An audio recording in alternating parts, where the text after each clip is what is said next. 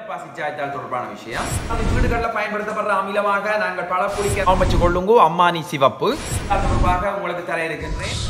5, 4, 3, 2, 1, 0.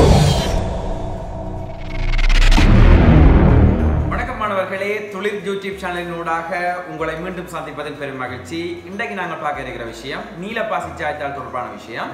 ஆய்வு கூடங்கள்ல காரங்கள் அமிலங்களை இனம் காண்றதுக்காக பயன்படுத்தப்படுற பொருட்கள்ல நீலப்பாசிச்சாயத்தால், சிவப்பு பாசிச்சாயத்தால், பினோத்தலின், மெதைல் செம்மஞ்சள், அதை விட pH தான். அப்ப இதுல ஏற்கனவே ஒரு காணொளி உங்களுக்கு தந்திருக்கிறேன். சிவப்பு பாசிச்சாயத்தால் தொடர்பாக ஏற்கனவே தந்திருக்கிறேன். துளிர் யூடியூப் சேனலில் நீங்கள் போய் பார்த்துக் கொள்ளலாம். அதே மாதிரி இப்ப நாங்கள் பார்க்க போறது நீலப்பாசிச்சாயத்தால். ஆய்வுகூடங்களில் காரங்களையும் அமிலங்களையும் இனம் காண்பதற்கு பயன்படும் நீல நிறமான தாள்தான் இந்த நீலப்பாசிச்சாயத்தாள். இந்த நீலப்பாசிச்சாயத்தாளில் ஏற்படும் நிறமாற்றத்தினை அடிப்படையாக கொண்டு நாங்கள் ஆய்வுகூடங்களில் உள்ள பதார்த்தங்களை காரங்கள், அமிலங்கள் என இருவகைப்படுத்தலாம்.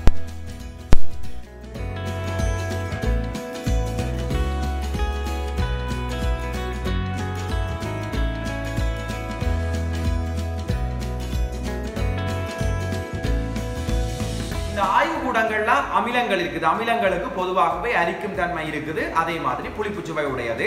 வீடுகளில் பயன்படுத்தப்படுற அமிலங்கள் புளிப்புச்சுவை உடைய பழங்களாக இருக்கும். புளியம்பழம், விளாம்பழம், நெல்லிக்காய், தக்காளி பழம், திராட்சை பழம், இது எல்லாமே வீடுகளில் பயன்படுத்தப்படுற அமிலங்கள். அதே மாதிரி கார பதார்த்தங்கள் வழுக்கும் தன்மை உடையவை. இந்த காரத்தன்மையான பதார்த்தங்கள் வீடுகளில் பயன்படுத்தப்படுற காரத்தன்மையான பதார்த்தங்கள் இந்த சுண்ணாம்பு கரைசல் அல்லது சாம்பல் கரைசல் அல்லது பாத்தீங்கன்னா ஷாம்பு அல்லது சலவை தூள், இது வீடுகளில் பயன்படுத்தப்படுற கார பதார்த்தங்கள்.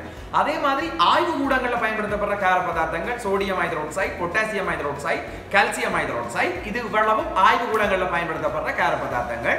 அதே மாதிரி ஆய்வு கூடங்களில் பயன்படுத்தப்படுற அமில பதார்த்தங்களாக ஹைட்ரோகுளோரிக் அமிலம், சல்பூரிக் அமிலம், நைட்ரிக் அமிலம், இவ்வளத்தையும் நாங்கள் எடுத்துக்கொள்ளலாம். அப்ப இதை நாங்கள் சுவை பார்த்தோ அல்லது நாக்கில தொட்டு வச்சோ நாங்கள் இதை உணர்ந்து கொள்ள முடியாது. ஏற்கனவே நாங்கள் சிவப்பு பாசிச்சாயத்தால் தொடர்பாக கதைச்ச போதும் இந்த விஷயத்தை நான் உங்களுக்கு வலியுறுத்தி இருந்தேன்.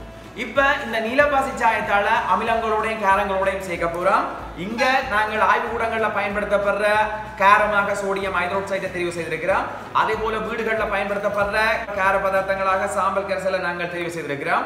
அதே மாதிரி வீடுகளில் பயன்படுத்தப்படுற அமிலமாக நாங்கள் பழப்புளி கரைசலை தெரிவு செய்திருக்கிறோம். அதே மாதிரி ஆய்வு கூடங்களில் பயன்படுத்தப்படுற அமிலமாக சல்பூரிக் அமிலத்தை தெரிவு செய்திருக்கிறோம். இப்ப இந்த நீலப்பாசிச்சாயத்தால நான் இதுக்குள்ள கொண்டே சேர்க்க போறேன். காரங்களுக்குள்ளையும் அமிலங்களுக்குள்ளையும் சேர்க்க போறேன்.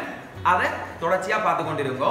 இவ்வாறான காணொளிகளை பெற்றுக்கொள்வதற்காக துளிர் யூடியூப் சேனலினை சப்ஸ்கிரைப் செய்ய மறக்காதீங்கோ. அதே போல ஏனையவர்களும் பயன்பெற்றுக் கொள்வதற்காக ஷேர் செய்து கொள்ளுங்கள். அதே போன்று முழுமையான விளக்கத்தை பெற்றுக் கொள்வதற்காக ஸ்கிப் செய்யாமல் அவதானியுங்கள். தொடர்ச்சியாக காணொளியில் இணைந்து கொள்ளுங்கள். இப்ப நாங்கள் என்ன செய்ய போறோம்டா, அமிலங்களோட நீலப்பாசிச்சாயத்தால சேர்க்க போறோம். அப்ப இதுல ஒன்றை ஞாபகம் வச்சு கொள்ளுங்க, அம்மானி சிவப்பு. அதாவது அமிலம் நீலப்பாசிச்சாயத்தால சிவப்பு நிறமாக மாற்றும். அம்மா நீ சிவப்பு, அம்மான்றது அமிலம், நீ என்றது நீலப்பாசிச்சாயத்தால், சிவப்பு என்றது சிவப்பு நிறத்தை குறிக்கும். அப்ப இங்க நாங்கள் 2 அமிலங்களை பயன்படுத்துறோம். இது ஆய்வு கூடங்கள்ல பயன்படுத்துற அமிலம் சல்பூரிக் அமிலம். அதே போல இது வீடுகளில் பயன்படுத்தப்படுற அமிலம் பழப்புளி.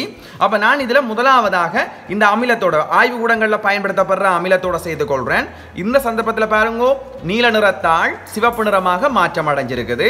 ஆகவே நீலப்பாசிச்சாயத்தாள் அமிலத்துடன் சிவப்பு நிறத்தை காட்டும் என்ற முடிவுக்கு நாங்கள் வரலாம். இந்த பழப்புளிகளையும் நாங்கள் நீலப்பாசிச்சாயத்தால கொண்டு செல்ல போறேன்.